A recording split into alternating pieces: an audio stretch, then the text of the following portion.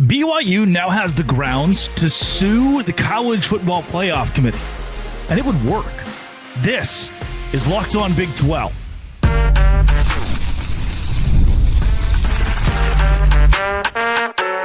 You are Locked On Big 12, your daily podcast on the Big 12 Conference, part of the Locked On Podcast Network, your team every day. Happy Wednesday, everybody. Welcome into Locked On Big 12. I'm Drake Toll from America's #1 Big 12 podcast, Locked On Big 12. Thank you for making this show your first listen every single day. BYU, Sherman Antitrust Act. ESPN owns the playoff committee, and ESPN owns the SEC, and that's weird. So wouldn't that, legally, are you allowed to do that? I don't think so.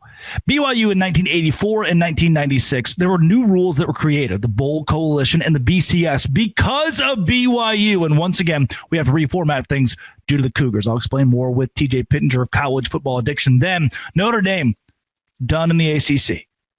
Awesome. And finally, Kyle Whittingham, I don't think he's retiring. I think Utah's head coach is staying at Utah. I'll explain. I can't explain, actually. Yeah, if you hit subscribe, I get to keep my job. Let's do it. BYU, sue them people. TJ?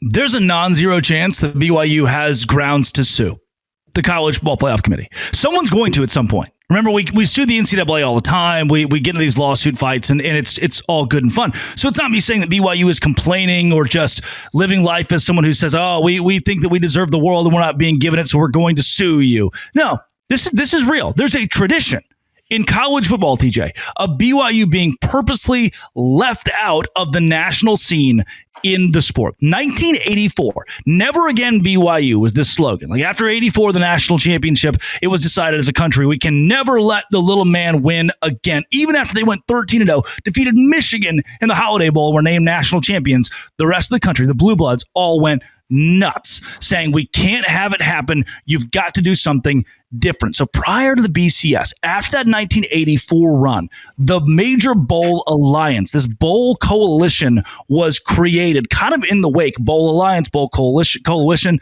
of BYU winning the title in 84. 1996, BYU finishes as a top 6 team that season, and the Bowl Coalition looks at them like, we don't really care. We were actually founded to spite you. And so we're going to allow other teams to play in the Orange Bowl and the Rose Bowl. We're going to leave BYU out to dry. And at the time, that made zero sense. The 94 team was really good. 84 national championship, 94 Steve Sarkisian. This is 96, I should say. Steve Sarkisian is the quarterback. They finished regular season 13-1. The season 13-1, 12-1 before the bowl game. The WAC championship, they were winners of that. Number 5 in the AP poll is actually what it was in my notes here. And despite the record, the Alliance said no Sugar Bowl, no Fiesta, none of that for you. We're passing over you for Penn State and Nebraska, who were lower ranked. So they once again set the precedent. After 84, never again BYU will you be a part of the dance. And then after 1996, they said, all right, well, we're done with you. And in response to that, BYU head coach Lavelle Edwards and the WAC commissioner Carl Benson went to Congress, TJ, went to Congress and said, this isn't right. We deserve, as a team that beat Michigan in the Holiday Bowl in 84 and proved we were national champions, and they restructured the whole deal because of us, we deserve to be a team that gets a shot at a national championship. So the university didn't sue at that point in time, but they got really close and sent their head football coach to sit in front of the politicians and say, this isn't right. And because of BYU, TJ, this is nuts. 1984 happens. Because of BYU, we create the Bowl Alliance. 1996 happens. Because of BYU, guess what we create? The Bowl Championship Series. The BCS is established because of BYU. And then it gets even more nuts because they love keeping BYU out. 2001, BYU is excluded again. So we have to create the BYU rule because at this point, they're not allowing anyone not in a power conference to play in the Rose Bowl or the Sugar Bowl, the Fiesta Bowl. Noticing a trend? 3 specific times in history, they have reformatted the bowl system just because they wanted to keep BYU out. They had to go back to the drawing board each time. And now what you've got is enough evidence with ESPN, the College Football Playoff Committee, and the way they've treated this entire system, we have officially violated the Sherman Antitrust Act, which is an act based on monopolies, how you monopolize. TJ, who is the number one investor in the SEC? ESPN, Disney. ESPN. Yep. Who is the number one investor in the College Football Playoff Committee? ESPN. Wouldn't it make sense if you were investing? I've said this a million times on my show. I'll say it a million times more. If I am invested in Apple, I don't own an Android. I'm obviously going to continue to prop up Apple. Yeah, I'm not ragging on ESPN for doing what makes the most sense for their money. I am saying it's against the law. You actually can't do that based on what the Sherman Antitrust Act says. There is a world in which BYU and the Big 12 pair up and say, hey, where they go to Congress and say, hey, this is not just unfair, it's unjust based on how the law is written. I loved what Kalani. I've been a huge fan of Kalani Sitake. We talked about him last week, and it was great to see the extension signed and him staying in BYU. I love the way that he just very simply put it. Like, I'd love if they just included us on the graphic. And they still didn't. Like, look, you don't have to put us in. Yeah. You don't have to talk about us. BYU's only path, and this sucks so bad, but their only path was to go out and beat Texas Tech, which they weren't able to do. Tech is a great team. BYU, Kalani admitted that, and not that he needed to. Anyone with eyes knows that Texas Tech is a really good team that can really go compete for, anything they want in the next month or so. It was so great to me how Sitake just said, we'd love to just be on the graphic. 9-3 Texas was still on the graphic, but 11-1 BYU wasn't on the graphic. 10-2 Vandy, and Vandy's had a nice year. They've been fun. I get it. They were on the graphic. 11-1 BYU, still not there. I thought that was pretty funny. Not funny not funny in the way of like, haha, look at BYU, but just funny in like how he was almost just pleading like, do you even remember that we're one of the programs that's here, like ranked above all those teams that you're talking about? And of course, the committee did not give them any value. They very strategically put BYU at 11 to make them a spot stealer. They made them a at-large thief is what that was their only way in. All their graphics that showed, hey, they've got a 0.8% chance to make it if they lose this game to Texas Tech. I even, and I know this isn't the way the game went down. I don't even know, man, if they'd have lost that game to Texas Tech on a last second field goal, I still don't think they'd have put them in. They don't get in, no chance. I don't think now, if they'd have been ranked higher and then lost to Texas Tech, I don't know that you could have justified dropping them if you didn't drop Alabama. But listen, I saw a graphic this week. Alabama is the only team in the last 3 years to lose their conference championship and not drop at least one spot. Yep. Crazy to think about. Ohio State dropped. Yeah. Ohio State dropped. Obviously, Virginia dropped and BYU dropped as well. Last year, SMU still got in, but SMU dropped 2 spots and they moved, from 8th to 10th. Obviously, the loser of the SEC championship, Georgia, dropped when they lost. Iowa State dropped last year when they lost in the Big 12 championship. And then Penn State dropped from 3 to 4. Yep. Everyone dropped. The year before that, Georgia dropped. Louisville dropped. Whoever lost the Big 12 championship that year, not on the top of my head right now. Oklahoma State. Yep, they dropped. And then I'm missing one more. Georgia. I don't know who the last one would have been into. I don't know who lost the Big Ten championship, but every year teams drop. Alabama being the first one. Iowa. I think it was like an Iowa championship. Yeah, Iowa versus Ohio State. Something. It was terrible. Yeah. For some reason, BYU just had an impossible mountain to climb, and I think at the very least, a lawsuit draws attention to it, and we make yet again. Every 10 years, another BYU rule comes into play here. But you could use all these things and say, hey, Congress, do you see how ESPN owning the SEC and owning the playoff is a conflict of interest? And Congress would probably go, yeah, that makes a lot of sense. Look at that. Congress doing something right. Maybe. I don't know. Probably. Yeah. Probably do we have more faith in ESPN to do the right thing or Congress to do the right thing? No, don't make me choose, please. Not to go super hard on politics, but I do think everyone will just agree there. Talk about 2 inept entities. Yeah. There you go. ESPN and Congress. Yeah. Put those guys in a room and see what comes up. Maybe let the people at ESPN run the country and let the people at Congress run the playoff, and we would just end up as miserable as we are now. I would have let Josh Pate run the whole thing, but hour into his show on Sunday and not a word about BYU. So I'm scorned now. I'm scorned. Yeah, the forgotten program. Hey, I do think BYU's in a good spot going forward. Obviously, everything they did this year with a true freshman quarterback. I'm really interested. We talked about this when we talked about Utah yesterday. I'm interested to see what their investment level looks like, because I don't know that you want to piss off a bunch of people with money that can go out and make a difference and say like, hey, well, if this is the case, then we'll go out and we'll do what we need to do. They're always going to have that development. They're always going to have really good coaching. They're always going to have that culture. But I wouldn't be shocked if I don't think they'll ever pull what like a Texas Tech pulled in the portal. But if they don't go out and find some real difference makers to put them over the top, and we'll see, maybe BYU can start inside the top 15 this year instead of being massively disrespected and work their way into a playoff spot at some point in 2026. But maybe if Congress doesn't intervene, it won't matter.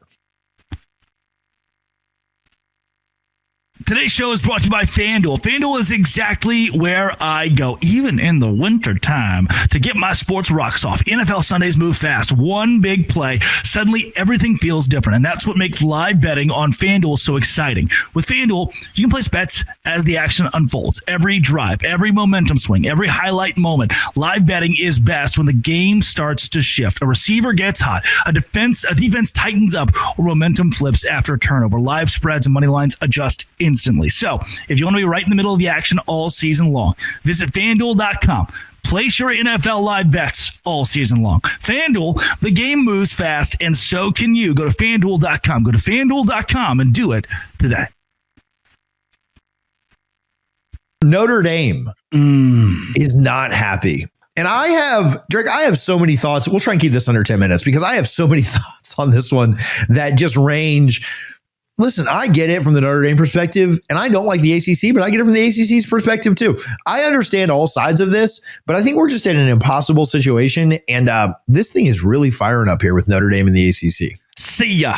Done. Gone. No more Notre Dame in the ACC. And all it took, sticks and stones can break my bones, but words, those really hurt me. And that's the situation we're in right now with Notre Dame and the ACC. The ACC just got too chatty.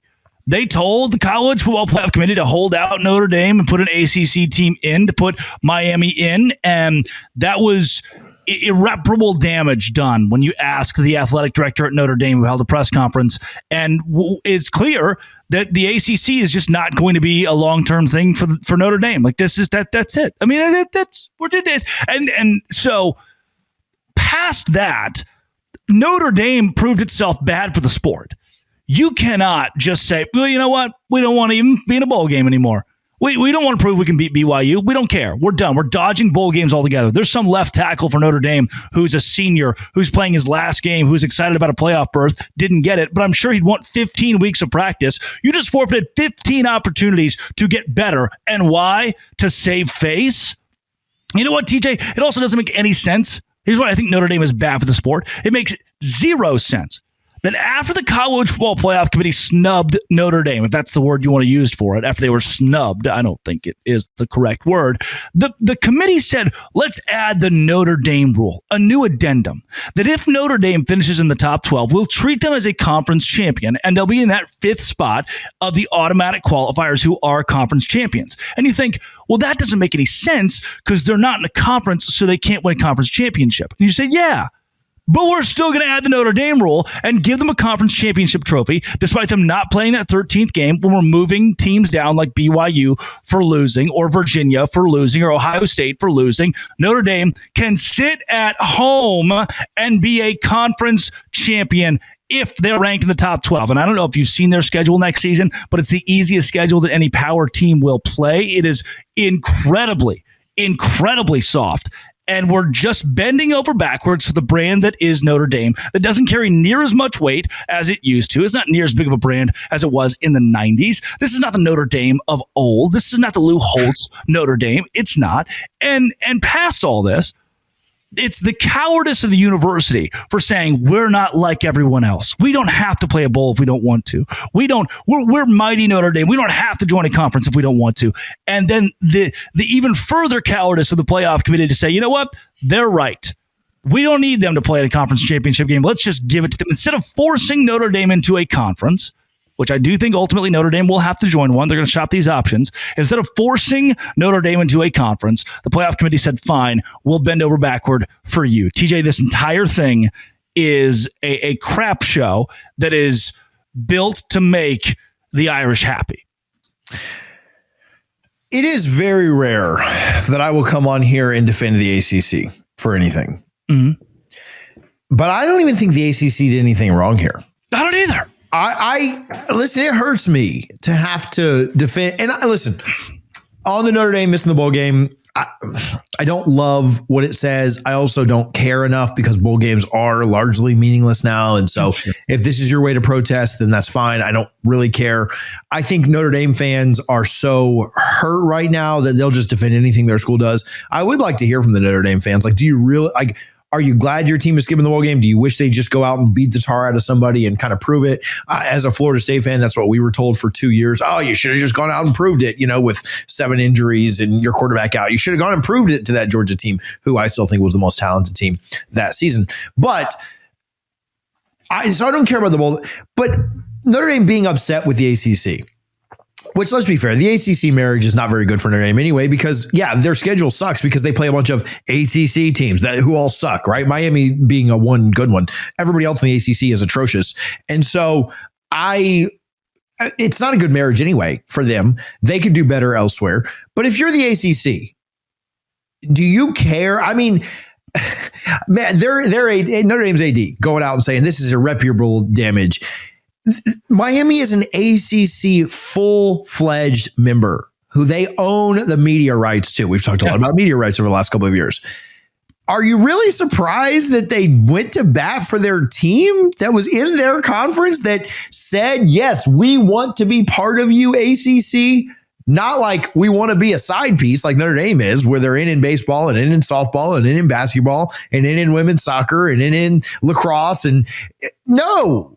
Like, why are you? I mean, so I don't know why Notre Dame was so upset with that. Like, that just seems like a pretty normal thing. Notre Dame is given special exemptions. They're given special privileges. They're allowed to, in a COVID year, they're allowed to be in the ACC, and then they're not made to do that long term. The ACC saved their butt there, to the chagrin of many ACC fans that thought that the conference should have used that year to force them to join.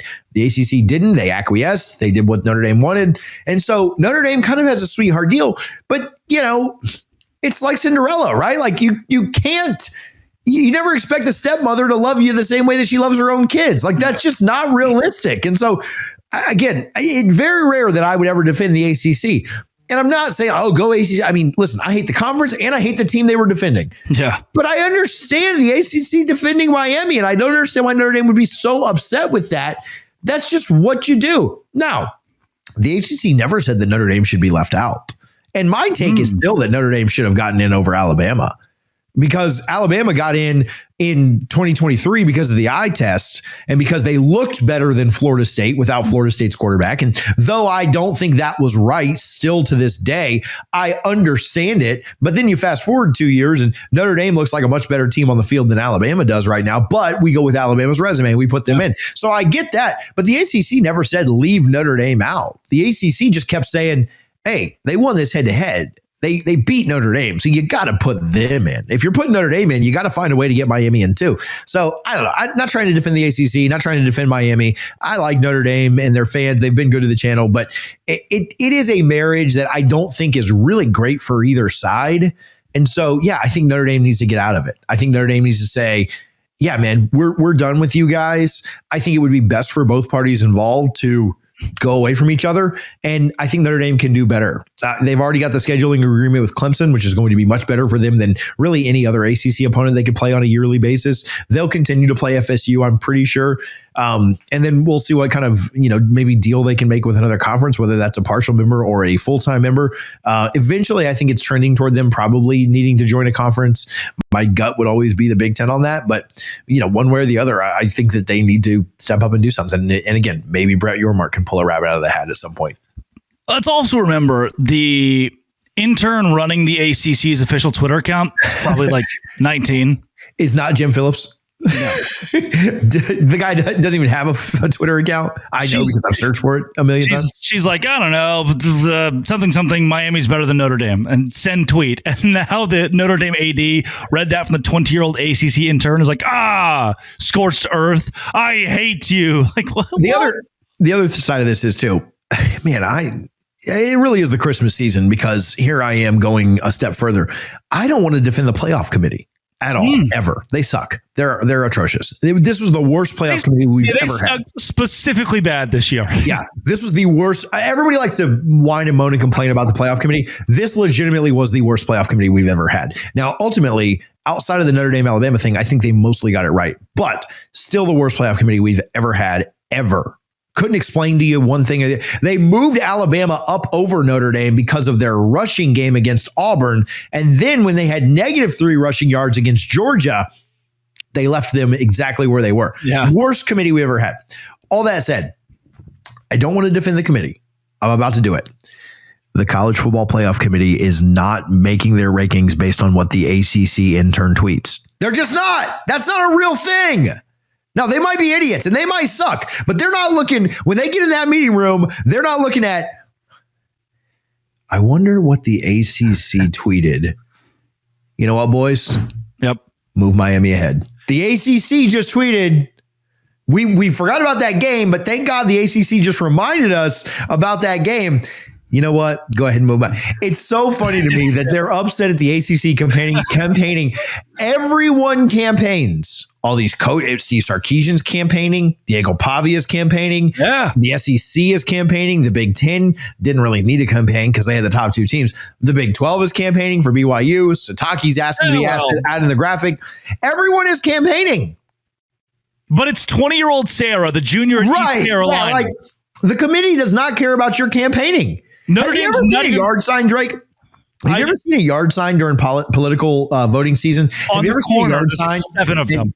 Yeah. Have you ever seen one and said, boy, I like that yard sign. I'm going to vote for that candidate. I don't care what they stand for. I don't care who they are. I don't care what party they are. No. I like that yard sign. That is the equivalent of the ACC tweeting that Miami should be in the playoff in the committee's eyes. They were mad at they weren't even mad at the committee. They're like, we respect the committee. We hate the ACC. Like that did nothing to you. What it didn't hurt you.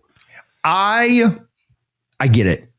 And hopefully I haven't pissed off the Notre Dame fans too much because I get listen, I think you should have been in. I think you should have been in over Bama. I 100% agree with that. I think you should have been in.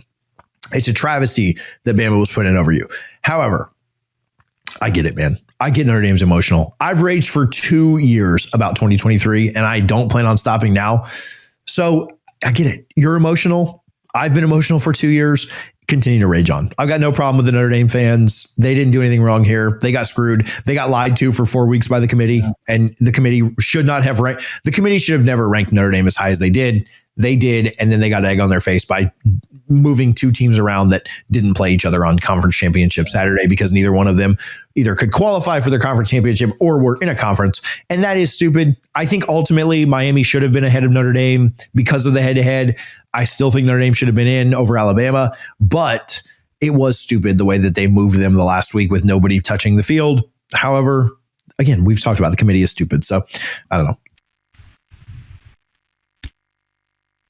Today's show is brought to you by Rugiet. Oh, and am I excited to tell you how you can get Rugiet ready? Well, let's talk about something. And that men don't usually bring up, but probably should. Stress from work and money and life doesn't just, help at night or in the bedroom. And it's time for you to take back control. This is a next generation prescription treatment created to support both the brain and the body. You feel present, confident, and ready when the moment matters. Rugiet Ready combines 3 clinically proven ingredients in 1 mint that dissolves under your tongue so it absorbs fast. The science behind Rugiet Ready stands out. 3 clinically proven ingredients in 1 formula designed for both mental and physical readiness. It's easy to understand why over 150,000 men have already made the switch. If you've been thinking about taking the next step, now is the time. Head to Rugiet.com/LockedOnCollege.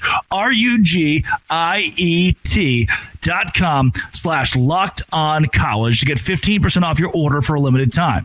Most men are ready in about 15 minutes on average. You stay present and confident. Rugiet Ready. Feel present, feel confident, feel ready with Rugiet. Utah. Some big things happening out there as they, I don't know, questions being answered. What are we starting with here? If I had to call my shot right now, I don't think Kyle Whittingham's retiring. That's not even the biggest story. Well, it might be the biggest story, but like Utah is at the center of a lot of things. But let's start with Whittingham. What gives you this indication? Are you hearing things or what's going on? So I had a source a couple of weeks ago that is very tied to the program reach out and say, hey, I just want to let you know, I don't think Whit wants to retire. And this makes a lot of sense. So now we've learned $500 million are in this private equity deal they have just signed, which is insane. And so NIL is about to get way better. Their ability to pay their players through the school's, funding. What's it called when the school pays the players now? We're doing this thing. Employment? Oh, what's the name for? Okay, let's start this over. I'm sorry. I need to figure out what is the word for that? Revenue sharing? Oh, it is revenue sharing. Okay, yeah. Can we start over? I'm sorry. God, yeah. Dang it. Just go from there. Just go from where you were. I'll just edit that part. Oh, okay, nice. Yeah. From revenue sharing, that's all established from Utah. So Kyle Whittingham, the guy who was like, well, I guess I'll retire, is now, I don't think, in a headspace where he feels like he needs to. So, I've heard from multiple people that he's not old. Like, he's still got a lot in the tank. He's good to go. And that B, he's sharp enough that if he did retire, he would be pretty bored. And knowing those two things, when you're the head coach and you said, yeah, I'll probably retire. And then you decided, okay, fine, I won't. I'm going to come back for one more year. And my head coach in waiting is sitting right there going, okay, retire.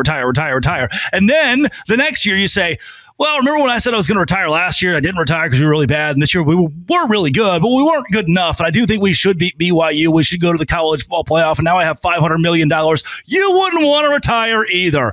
And so I've heard now from a couple people, he doesn't want to go. And now, TJ, the ripple effect of this from Morgan Scally, who's the head coach waiting. What the heck do they do here? The assistants.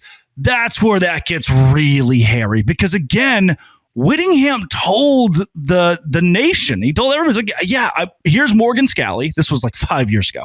My head coach in waiting. It is written, he will be the head Ute in a few years when I'm gone. And then he told people at Big 12 Media Days, his offseason, he was like, I was ready to retire. I was going to go. This was going to be my last year, my swan song. And then what happens, TJ, is they win again this year. He feels this little tickle in his tummy again of like, I can't go without this. I need to do this. I still love this. And what's going to only help that is the NIL money. So the biggest piece of why he kind of wanted to go that I've been told is he doesn't love Saban wise, right? He doesn't love where NIL is gone. He doesn't love that Utah can't compete. He knows why, gets it, why they can't compete with Ohio State, but you find yourself sitting there thinking, I want more money. I want more NIL. I need more. And who do you talk to at some point that those sentences just make you sound like you're begging?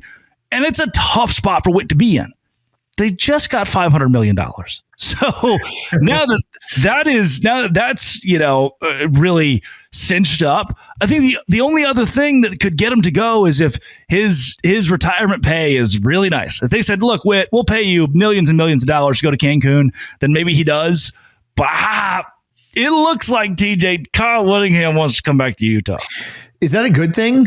What is it? I mean, he's great, right? Like that's not oh man, should they bring this great coach back? But because of the ripple effect with Scally and with assistants and like, does if Morgan knows that he's not getting the job for another 3 years, does he stick around? I don't think so. Yeah, that's what's like really hairy. And that, might be a really good 3-year run, might be 2 college football playoffs, might be a Big 12 championship. Who knows? Might not be any of those things. Well, okay. Right? So let's go there, TJ. If you have the decision, you're the Florida State athletic director, and you can either keep Bobby Bowden in his spot as the head coach. And yeah, maybe things haven't been as good as you want them the last 3 years. You haven't won a national championship in 3 years. It's all hypothetical. Or you can have the assistant coach in waiting be the head coach. I personally want the legend who's been there, the guy who I know can still win with a new $500 million check to help him win. Do you think you want the unproven assistant? Well, so what was so tough about it? They're a little bit different situations because super different. Bobby had won more than Jimbo, but he was sorry, not Jimbo. Bobby had one more than Kyle did. No shot at Kyle, but he won national titles and really built the program. For sure.